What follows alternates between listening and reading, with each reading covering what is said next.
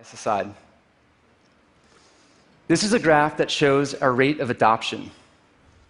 There's three things happening here. The first, an unbelievable amount of luck. The second is the efforts of our team. And the third is the existence of a previously unsatisfied need. Now, things have been going pretty well. Obviously, there are times when things don't work out.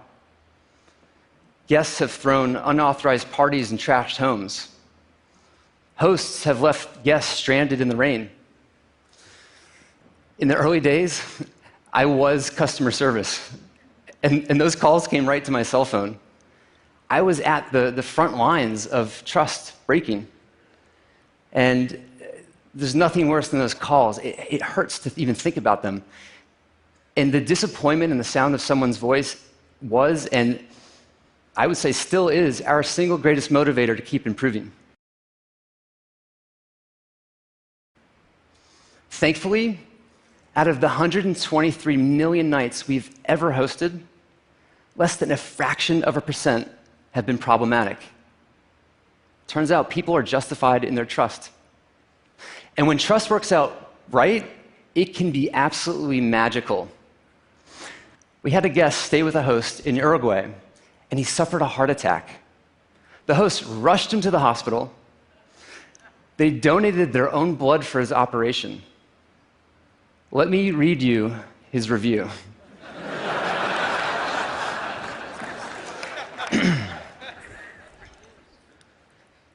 Excellent house for sedentary travelers prone to myocardial infarctions. The area is beautiful and has direct access to the best hospitals. Javier and Alejandra instantly become guardian angels who will save your life without even knowing you.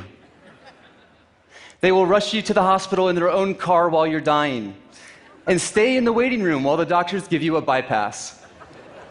They don't let you feel lonely. They bring you books to read, and they let you stay at their house extra nights without charging you.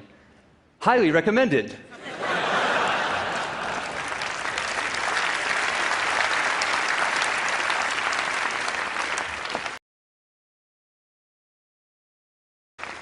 Of course, not every stay is like that.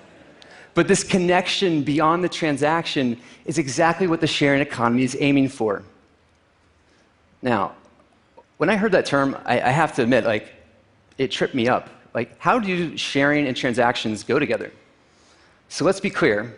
It is about commerce. But if you just called it the rental economy, it would be incomplete. The sharing economy is commerce with the promise of human connection. People share a part of themselves, and that changes everything.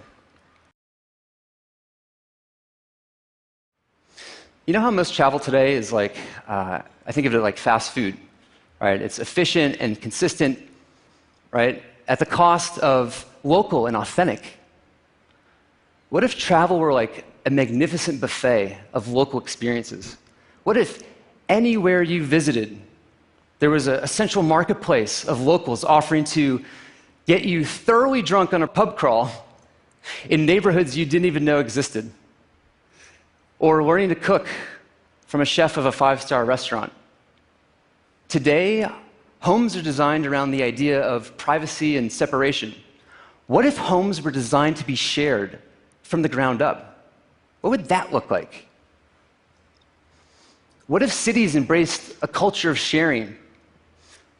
I see a future of shared cities that bring us community and connection instead of isolation and separation.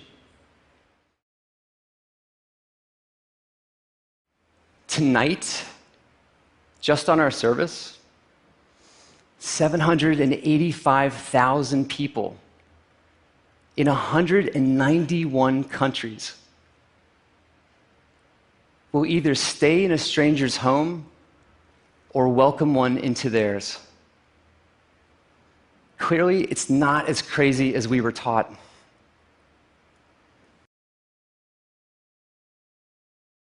We didn't invent anything new. Hospitality has been around forever. There's been many of the websites like ours So, why did ours eventually take off? Luck and timing aside, I've learned that you can take the components of trust and you can design for that. Design can overcome our most deeply rooted stranger danger bias, and that's amazing to me. It blows my mind. I think about this every time I see a red Miata go by. Now, we know design won't solve all the world's problems, but if it can help out with this one, if it can make a dent in this, it makes me wonder, what else can we design for next? Thank you.